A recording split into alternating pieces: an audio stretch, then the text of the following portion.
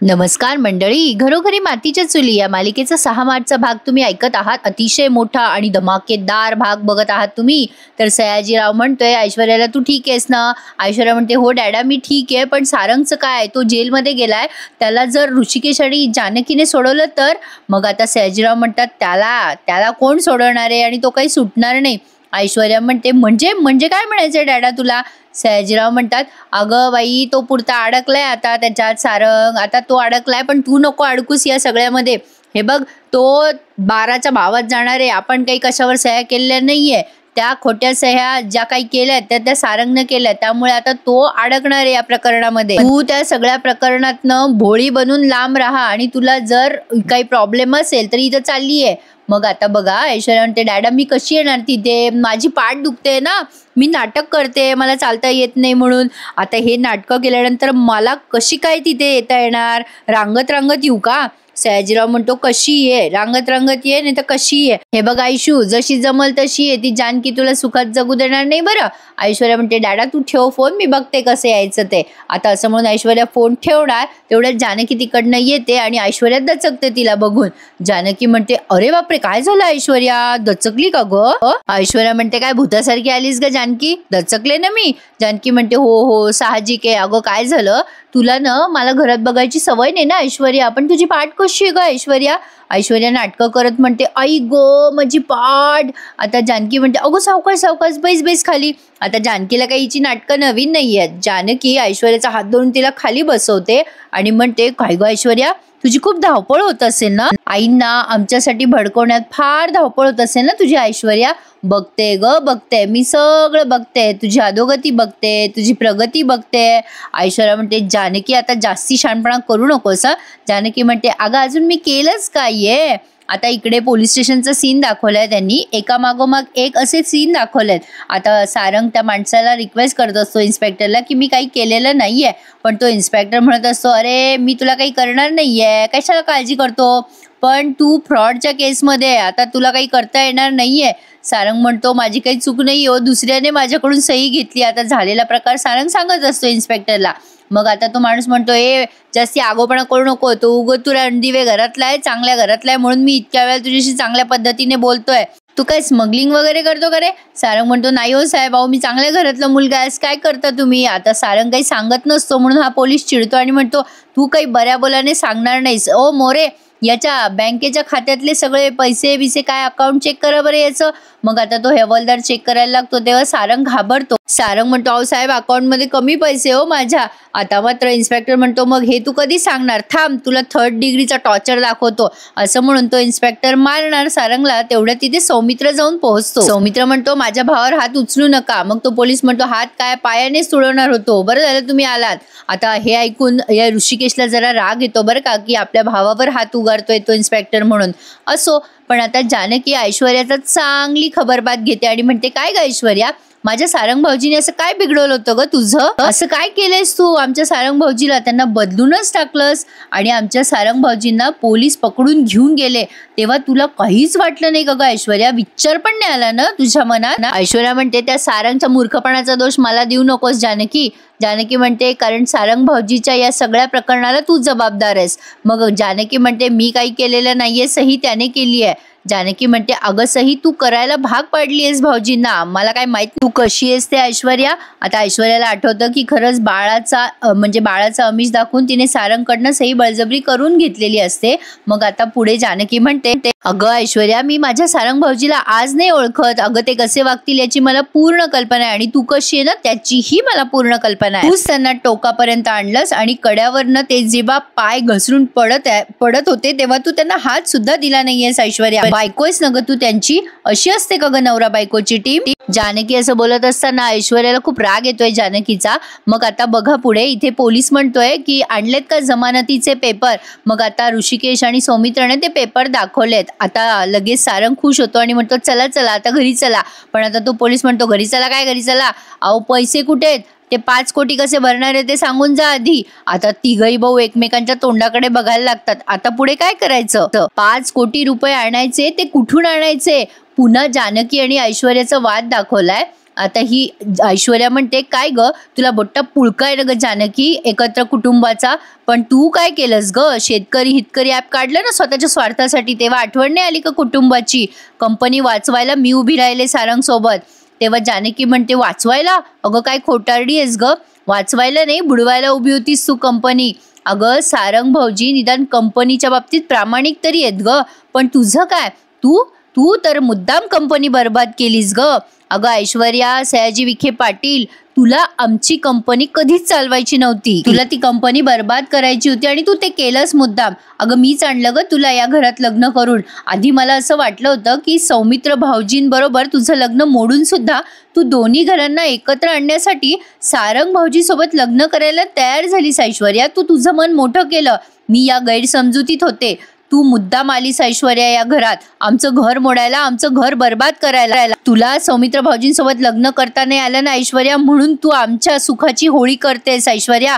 माझ्या आता सगळं लक्षात आलंय तुझा हेतू काय येते. तर प्रेक्षकांनो, जानकीला या ऐश्वर्याचा हेतू कळलाय, त्यामुळे आता दोन्ही जावा आमने सामने समोरासमोर लढणार आहेत असं म्हणायला हरकत नाहीये. पण आता पुढच्या सीन मध्ये त्यांनी जमानतीचे पेपर दिलेत आणि काही पैसे दिलेत त्या इन्स्पेक्टरला, जमानतीचे जे असतात ते. ऋषिकेशला या सगळ्या गोष्टींचा खूप राग आलाय, म्हणजे सारंगचा खूप राग येतोय. पण आता हा इन्स्पेक्टर जरा पर्सनल बोलतो आणि म्हणतो, काय कॉम्प्लिकेटेड भाऊ आहात हो तुम्ही? नाही म्हणजे एक भाऊ पैसे काय भरतो, एक भाऊ बाजू काय घेतो, कमाल आहे बाबा तुमच्या फॅमिलीची. खोचकपणे म्हणतो, काय मॅटर काय रे तुमचा? त्यावर सौमित्र म्हणतो, तुम्ही कशाला लक्ष देता साहेब, आमचा फॅमिली मॅटर आहे ना, तुमचे पैसे मिळाले ना तुम्हाला, आता आम्ही सारंगला नेऊ शकतो ना. मग तो माणूस म्हणतो, हो हो न्या, पण चौकशीसाठी यावं लागेल बरं का, आणि कोर्टात केस चालू होणार, नाहीतर मी याला कधीही पकडू शकतो हा जर आला नाही तर. मग आता तो धमकवतो मुद्दाम, हे सौमित्राच्या लक्षात आलंय. सौमित्रा म्हणतो, जे काही करायचंय ना ते कायद्याने करा साहेब, आम्ही सगळ्या गोष्टीला तयार आहोत, कायद्याने भेटू आपण कोर्टात. मग तो इन्स्पेक्टर म्हणतो, ठीक आहे घेऊन जा याला. आता सारंग खुश होतो आणि ऋषिकेशला म्हणत असतो, दादा ए दादा, पण आता ऋषिकेश काही त्याच्याकडे बघायला पण तयार नाहीये. आता हा सारंग जवळ जाऊन म्हणतो, दादा अरे तुझे किती आभार मानू. पण आता ऋषिकेश चिडतो आणि तिथून निघून जातो. आणि आता सौमित्र म्हणतो, चल सारंग घरी जाऊयात. आता प्रेक्षकांनो, या ऋषिकेशची नाराजगी बरोबर आहे, कारण ऋषिकेशची फार वाईट वागणूक दिली, ऋषिकेशला खूप वाईट वागणूक दिली आहे सारंगने, त्यामुळे तो सगळं इतक्या लवकर विसरेल असं वाटत नाही. आता जानकी चिडून म्हणते, तू वाटेल त्या थराला जातेस हा ऐश्वर्या. ऐश्वर्या म्हणते, बापरे आता मास्तरीनबाई आल्या घरात, चालू झाली लेक्चरबाजी. आता मी काय म्हणते जानकी, तू छडीबिडी घेत जाय ना ग हातामध्ये, नाही म्हणजे सगळ्यांना एकदाच मारायला. पण तुला काय वाटलं मी ऐश्वर्या? अगं मी नाही घाबरत तुला जानकी, मी घाबरत असते बरं का. तुझी फडफड आहे ना ती दुसऱ्याला दाखव, तुझा झाला असेल गृहप्रवेश वगैरे, पण नानानं तू जिन्यावरनं ढकललंय, अजून तूच आहेस बरं का आरोपी जानकी, लक्षात ठेवायचं हे. ऐश्वर्या मुद्दाम जानकीला धमकवतीये. आता जानकी आता मोठ्याने हसते आणि म्हणते, अगो ऐश्वर्या, माझ्या नाही लक्षात राहणार तर कोणाच्या राहणार? नानांना कोणी ढकललंय हे माझ्यापेक्षा जास्ती कोणी जवळून बघितलंय ग ऐश्वर्या. आता तो प्रसंग आपल्याला इथे आठवून दिलाय. नया ऐश्वर्याने नानांना कसं लोटलेलं आहे आणि नाना खाली पडतात, जानकीच्या समोर खाली पडलेले आहेत नाना, तेव्हा सगळा आळ जानकीवर आलाय. हे सगळं इथे आपल्याला व्हिज्युअलाइज केलंय. ऐश्वर्या म्हणते, हो का ग जानकी, पुरावा आहे का तुझ्याकडे मी ढकलल्याचा? तेव्हा ही जानकी म्हणते, हो ऐश्वर्या आहे, अगं सगळे पुरावे आहेत माझ्याकडे, अगं खूप मोठे आणि भक्कम पुरावे आहेत. देईल ग, एक एक पुरावा तुला नक्की देईल, पण त्याआधी तुझं तोंड नको का गोड करायला, घे पुरणाची पोळी घे. आणि वाजत गाजत आले बरं का मी या घरामध्ये ऐश्वर्या. अगं आनंद साजरा करायला हवा तुझ्यासोबत त्या गोष्टीचा, अगं काय ना, आणि नंतर तुला खूप काही भोगायचं आहे, म्हणून जरा म्हटलं तुला पुरणाची पोळी खाऊ घालावी, तोंड गोड करावं तुझं. आणि आता जानकी तो पुरणाच्या पोळीचा घास असा तिच्या तोंडात समोर नेते, पण ऐश्वर्या जानकीचा हात झटकते, पण जानकी पुन्हा एक घास घेते पुरणाच्या पोळीचा आणि आता तिच्या तोंडात कोंबते लिटरली. एका हाताने तिचा दुसरा हात पकडते आणि दुसऱ्या हाताने तिच्या तोंडात घास कोंबते आणि म्हणते, अगं तुझ्या गुन्ह्याचा एक एक पाडा सगळ्यांसमोर येणार आहे ग. अगं 100 गुन्हे देव सुद्धा माफ करतो ऐश्वर्या, पण त्यानंतर देव काढतो ते सुदर्शन चक्र आणि संपवतो पापांचं दुष्ट चक्र. ऐश्वर्या, आता तुझी तीच गत होणारे लक्षात ठेव.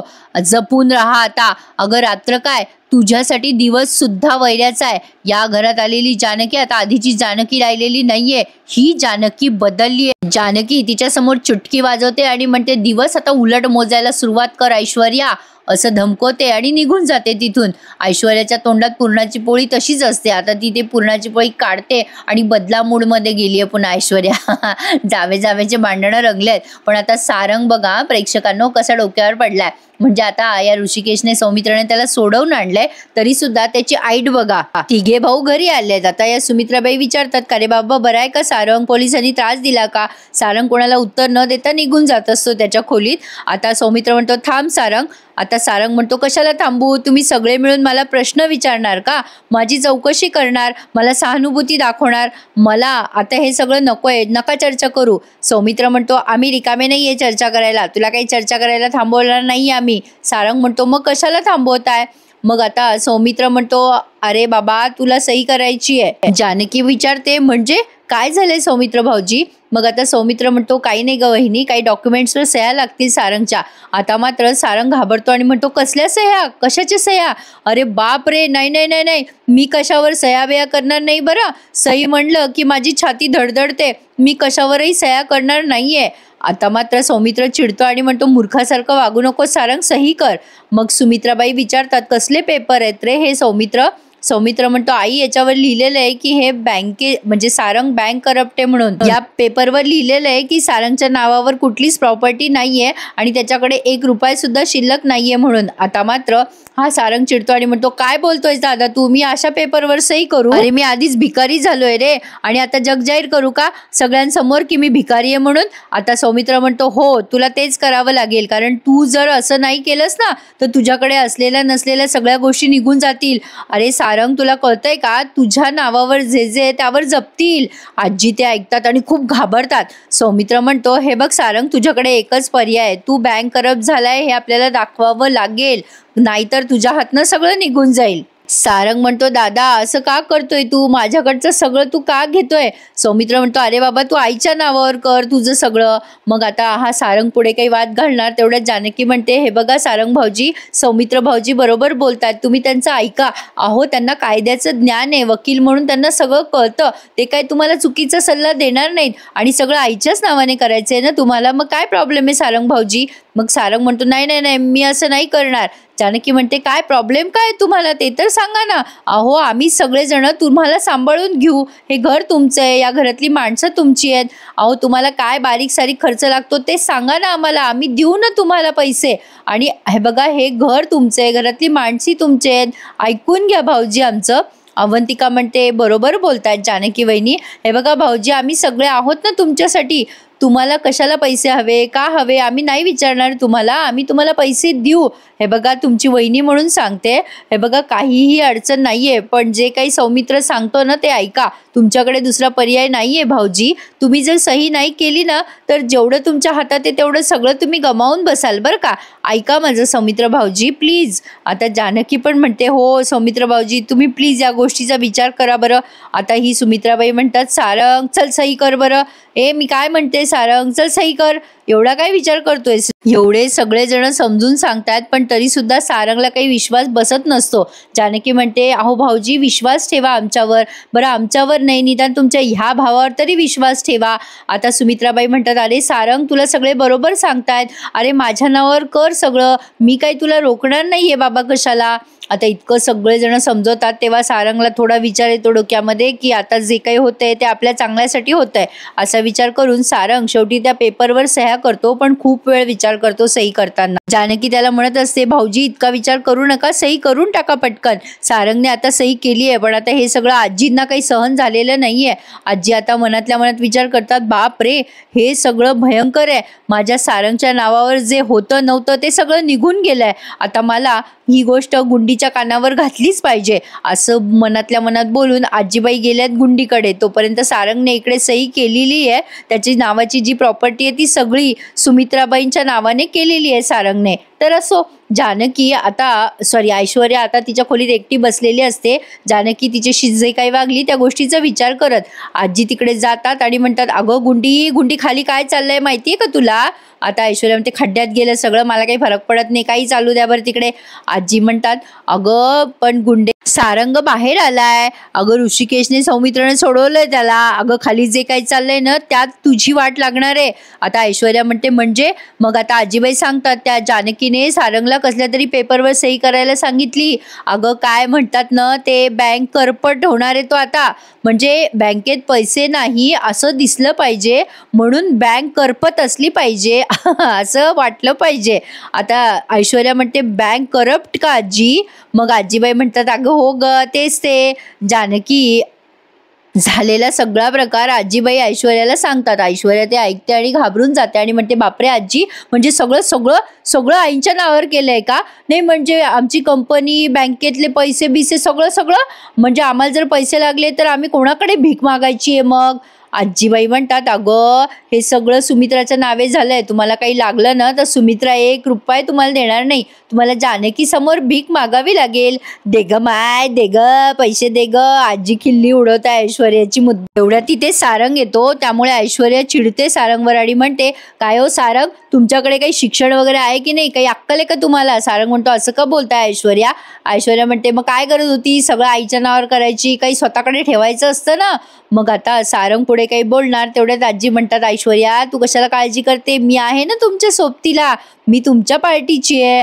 अगं मी ऐश्वर्या बरोबर सुमित्राला फितवते की नाही बघ, सुमित्राला मी समजवते आणि मग आपलं काम सोपं होईल, आपली वाट मोकळी होऊन जाईल, असं म्हणून आजी ऐश्वर्याला दिलासा. प्रेक्षकांनो शेवटपर्यंत व्हिडिओ स्किप करू नका बरं का, कारण आजीला अडकवलंय जानकीने, बरोबर ट्रॅपमध्ये अडकवलंय. बघत राहा कसं अडकवलंय.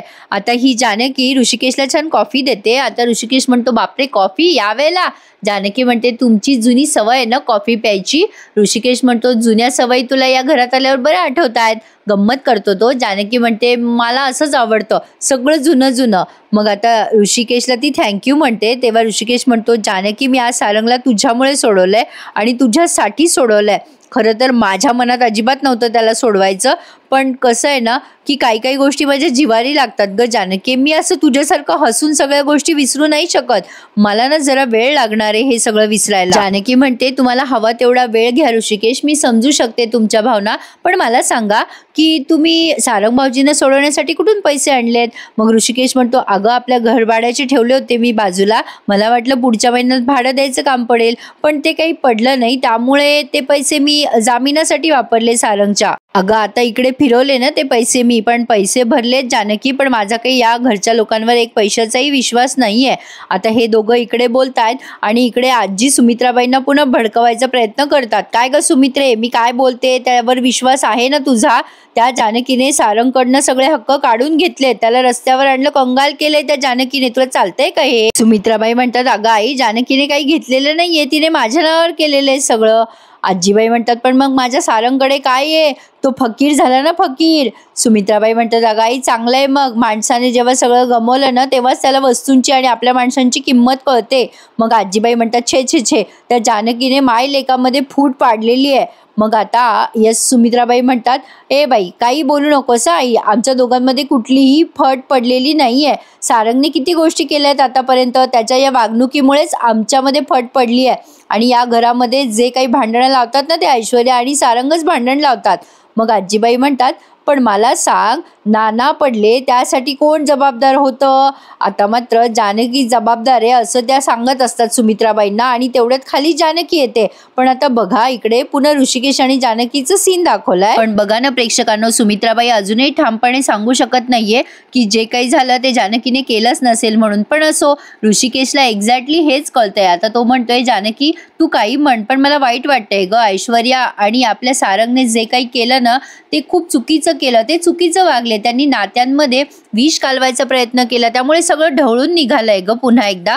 आता जानकीला कळतंय ऋषिकेश जे बोलतोय ते बरोबर आहे. ऋषिकेश म्हणतो, बघ न ग जानकी, उदाहरणार्थच बघ, अगं ज्या ओवीवर सारंग जीव ओवाळून टाकायचा त्या ओवीशी साधं तो बोलू सुद्धा शकत नाहीये ग आल्यापासनं, तुला नाही वाटत का असं?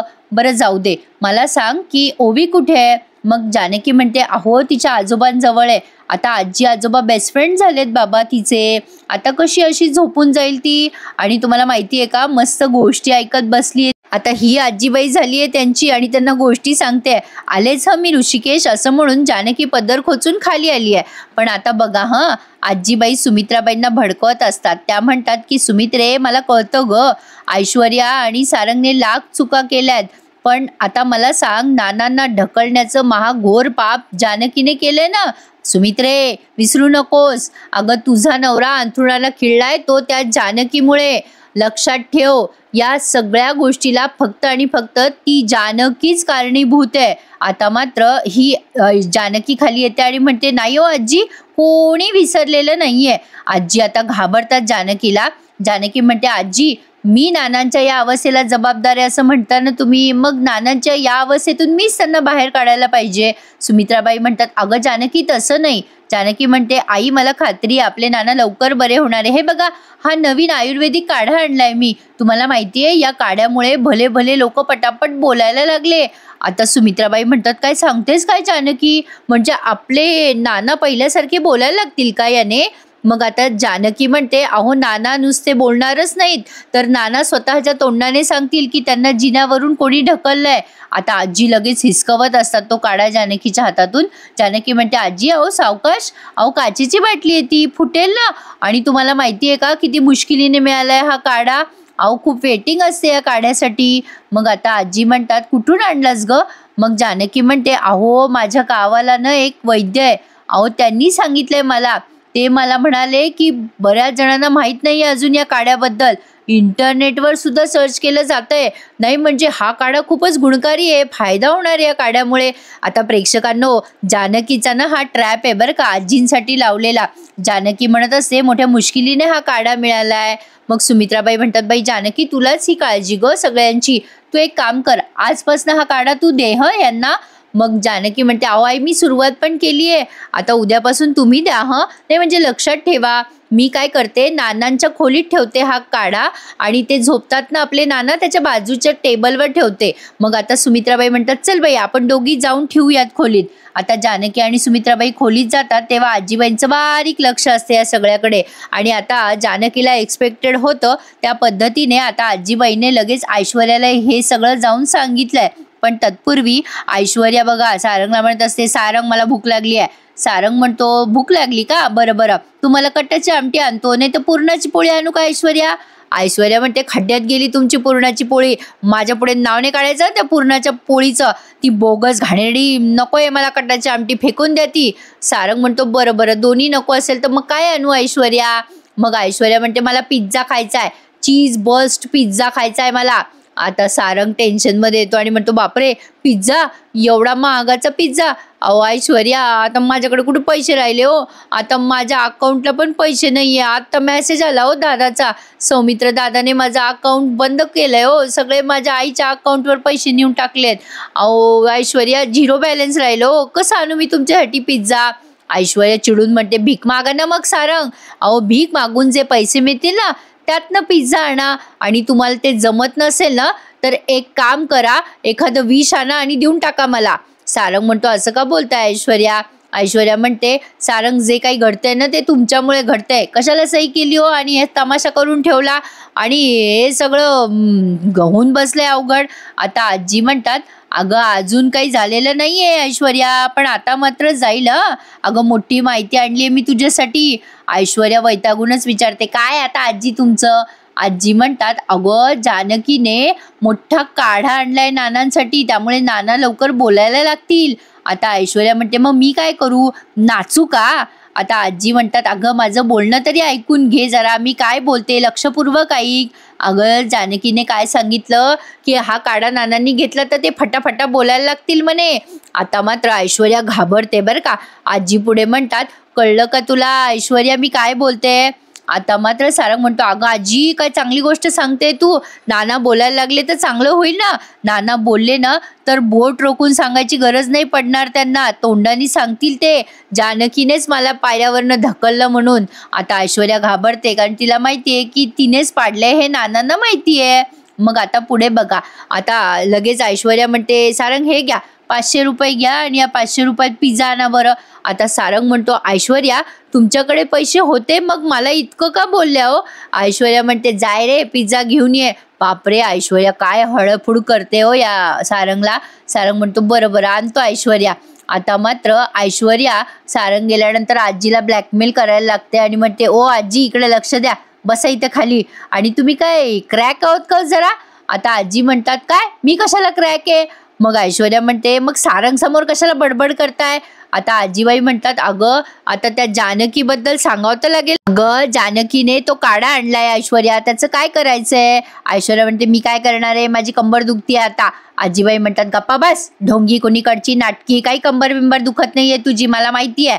ऐश्वर्या आता वाकडं तोंड करते त्यांच्याकडे बघून आणि म्हणते ओ आजी तुम्हाला माहितीये, पण बाकीच्यांना माहितीये का, बाकीच्यांना कळलं ना तर मला खोलीच्या बाहेर काढतील. आजीबाई म्हणतात बापरे हो हो ग ऐश्वर्या. आता ऐश्वर्या पुटपुटते, नाना बोलायला लागले तर मला घराच्या बाहेर जावं लागेल. आता आजी म्हणतात काय पुटपुटते का ऐश्वर्या, काय काय करायचं काय आता. ऐश्वर्या म्हणते आता काय करणार आहे आजी, जिथे कमी तिथे तुम्ही. आजीबाई म्हणतात म्हणजे.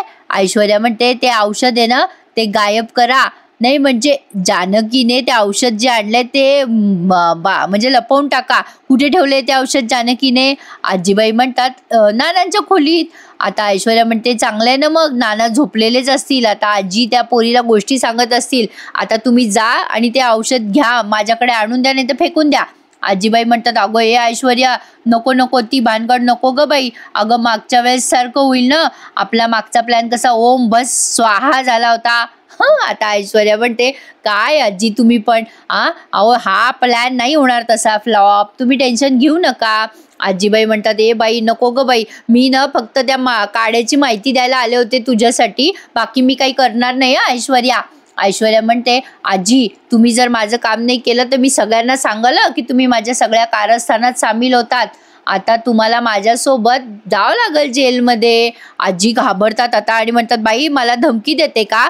ऐश्वर्या म्हणते हो दिली धमकी, चला करा. नुसती धमकी देत नाही मी, करून दाखवाल तुम्हाला माझं हे काम. आता आजी म्हणतात धमकी देतात काय, थांब तुझं काम करते. आता ऐश्वर्याच्या सांगण्याप्रमाणे आजी अंधारात आल्यात नाना आणि या सुमित्राबाईंच्या खोलीत, आणि ती औषधाची बाटली त्या चोरतात, काढ्याची बाटली. तेव्हा जानकी येते आणि लाईट लावते आणि आजींना रेड हँड पकडते. आता बघा प्रेक्षकांनो हा थरार त्यांनी चांगला रंगवलाय आणि फायनली हा मालिकेचा आजचा शेवटचा सीन आहे आणि अशा पद्धतीने आजी पकडल्या गेल्या. मी म्हटलं ना जानकीने ट्रॅप लावला होता. सुमित्राबाई घाबरतात. आता पुढच्या भागात आपल्याला दिसणार आहे जानकीने सारंग समोर ऐश्वर्याचं खरं रूप आणलंय. ऐश्वर्याबद्दल सांगते जानकी की ऐश्वर्यानेच आजीला काढा चोरायला सांगितला. सारंग म्हणतो म्हणजे ऐश्वर्याने मुद्दाम केलं, आजीला सांगितलं काढा गायब करायला. तर जानकी म्हणते हो भाऊजी ऐश्वर्या अशीच आहे, समजून घ्या. आता नाना बरे होऊ नये हे कोणाला वाटतंय. मग आता सौमित्र आणि अवंतिका या ऋषिकेशला सांगतात, जे अवंतिका बोलते की दादा आता आपली नवीन कंपनी आपल्याला चालू करावं लागेल, काम सुरू करावं लागेल. तेव्हा सौमित्र म्हणतो नवीन कशाला, अगं आपल्याकडे ऑलरेडी एक कंपनी आहे ना. मग आता ऋषिकेश म्हणतो पण माझी एक अट आहे, मी आता माझ्या कंपनीचं नाव जानकी एंटरप्राइजेसच ठेवणार आहे. आता जेव्हा ऋषिकेश असं बोलतो तेव्हा सौमित्र आणि अवंतिकाचा चेहरा उतरतो. बघूयात आता पुढे या दोन्ही भावंडांमध्ये काही गैरसमज होतात का. आजचा भाग असा होता, खूप मोठा होता. प्लीज माझ्या मेहनतीसाठी एक लाईक करायला विसरू नका. प्रेक्षकांनो खूप जणांनी चॅनल सबस्क्राईब केले नाहीये, प्लीज चॅनलला सबस्क्राईब करा आणि आपले सगळे रिव्ह्यूज एन्जॉय करायला विसरू नका. भेटूयात उद्या. धन्यवाद.